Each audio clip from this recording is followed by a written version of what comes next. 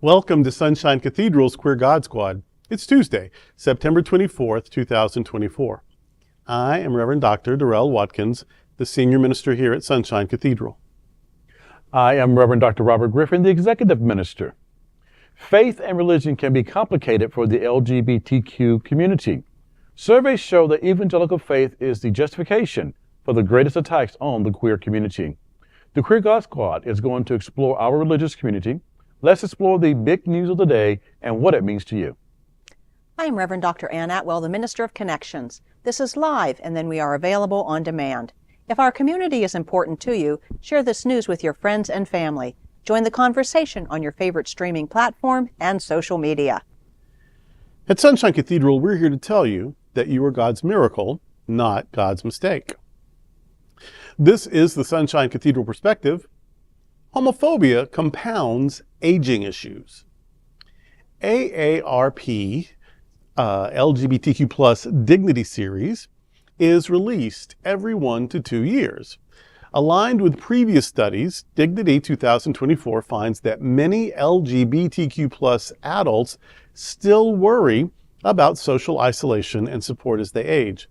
According to the Movement Advancement Project, MAP, there are over 2.4 million LGBT adults over age 50 in the United States, and this number is expected to double by 2030, end quote.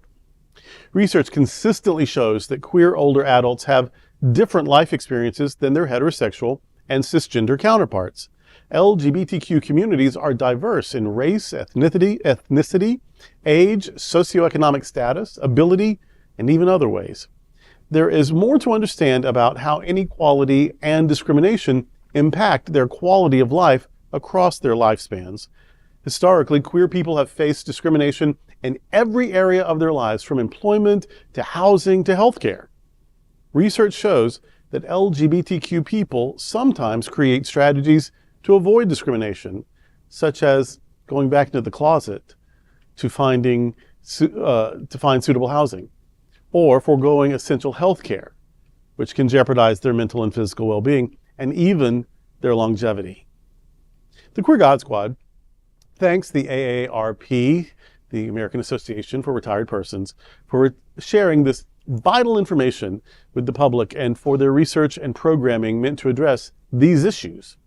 Let's hear what these three senior queer folk have to say about it. I have been in the AARP for 7 years, and this sort of thing is what I like most about it. I wouldn't have known this otherwise. That this study, now there are other studies, and they quote those studies, but I wouldn't have known about them except for this. So I appreciate that the AARP really is an organization for retired persons, regardless of, and are concerned about, aging issues. And one of the issues for queer people is that homophobia impacts them.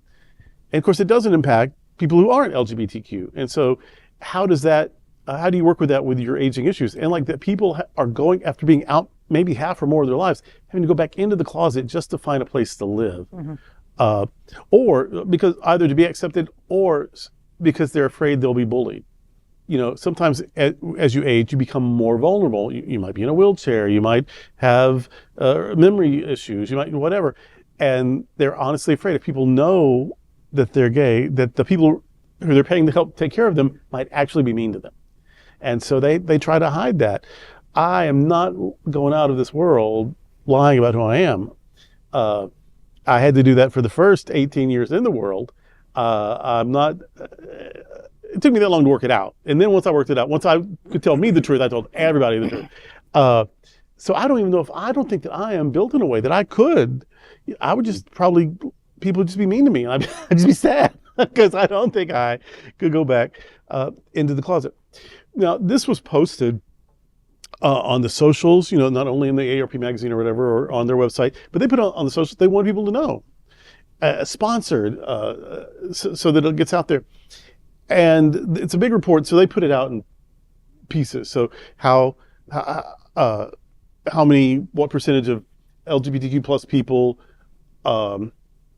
have issues with caregiving. Like, maybe you're the one who's caring for your partner who's also older, or finding housing, or finding, appropriate medical care, or stress, or economics or whatever. And when they would post it on the socials, I was overwhelmed by the cruelty. Yeah. Like, people just jumping on, there's like, well, that's what they get for being gay, or they should, or trans people don't deserve anything anyway, or they should just stop that, or they should just go back in the closet, or Jesus could fix that, or what, just completely unrelated to the fact that here is a demographic that's having this experience, and here's the study that shows it. It's information. But people just find that as an invitation to be mean, and they would try to diminish it by saying, well, all caregivers have problems, or aging is difficult for everybody, or, how is that different from anyone else? Well, how it's different from anyone else is that other people aren't being discounted for who they are. It's almost like the Black Lives Matter. Well, all lives matter. That you have discounted people who are experiencing something terrible by saying, well, everyone matters. That's why it matters. That's why you do it.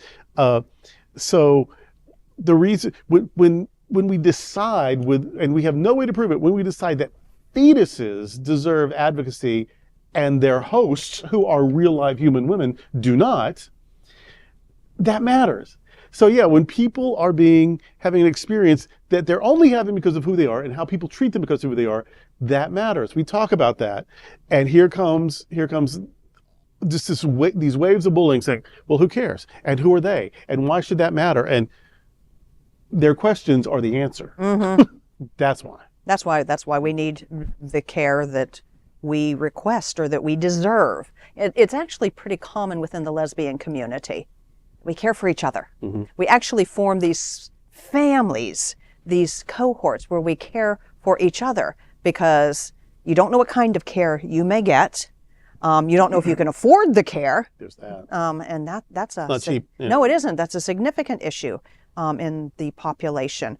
I go every week to what is called a coffee and conversation, and it is primarily for people over the age of 60 in the LGBTQ plus community. And what a wonderful outreach. And I recognize that that's very specific here in South Florida. There's a lot of other areas where it may exist, but that is specific here in South Florida. But the connections and the community that are built, and when somebody's not there, people know and they follow up.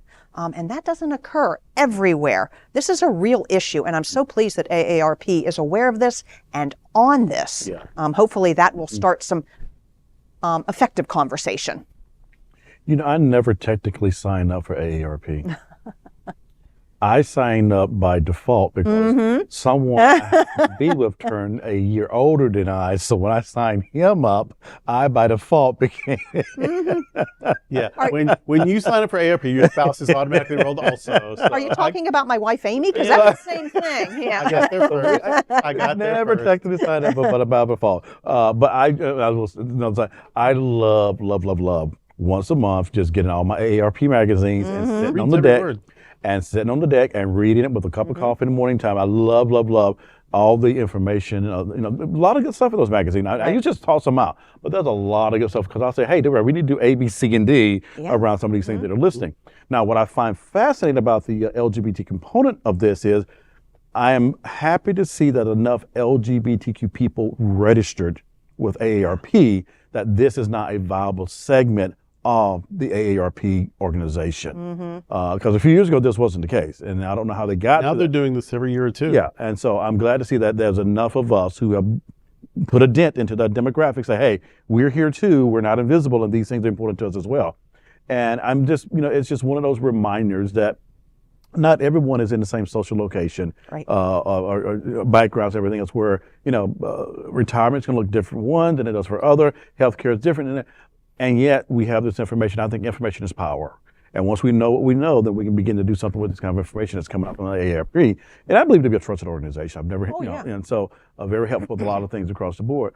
But I think as we even begin to think about what discrimination looks like from these particular points that I pointed out, we can then inform ourselves how to help ourselves, and not just us, but also help others.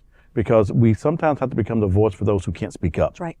Because they are living in isolation. They're living in situations that they don't know who to turn to. Right. And we have to become the agent for them, or, the hand up or the hand out that gets them from one spot to the next spot. I'm very proud that we do live in an era where, senior citizens are plentiful and a lot of wisdom, and in some places and incidents that we can step in and help do a little bit of caretaking for them to get them connected with the right agencies that need to be connected That's right. with, so that they don't feel like they have to do it by themselves or that they are alone. A lot of our folks, they're in relationship for 50 and some 60, 70 years. And if one of the partners dies, it's like they have a very difficult time of adjusting or knowing what to do, because 9 out of 10, the partner who died is the one who was the primary caretaker and took care of everything. Yep. And so now they're left having to restart their life all over again very differently. And so I think this is the kind of things that we are aware of in our community, but also that the Sunshine Cathedral is able to respond to, along with other organizations in this community as well. That's right. I will say, I'm not the Chamber of Commerce. Nobody's asked me to do this. But if you were looking for a place to retire, this is pretty ideal location, especially for LGBTQ plus people, because we have a huge LGBTQ plus community here in South Florida. It is the blue part of an otherwise red state, and so it's progressive. There's 3 or 4 medical schools within 2 counties. It's a medical hub. A lot of senior services, assisted living, retirement communities, nursing facilities, hospitals. But as important as all that is that there is an active social community. People move here from even bigger cities. We've got a little over 1 million people in the county, but people come from bigger cities because of the social life. There've got to be 20 plus LGBTQ bars,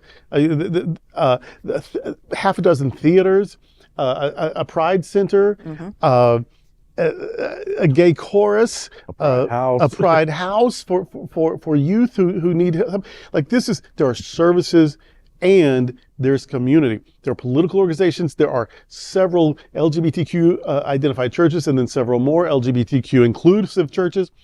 I mean, this is a place where you always have something to do, and it's pretty easy to find people to do it with. And there are clubs that meet this particular group on Monday night, and this particular group on Wednesday night at this bar or whatever.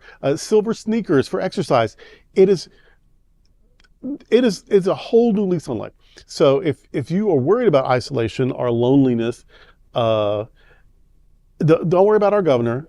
Those are term limits. He won't be there forever. But the community is pretty ideal. And then plus you get to go to the Sunshine Cathedral. So that's big. And if you're getting older, think about South Florida. I'll put Sunshine Cathedral at the center of all of that.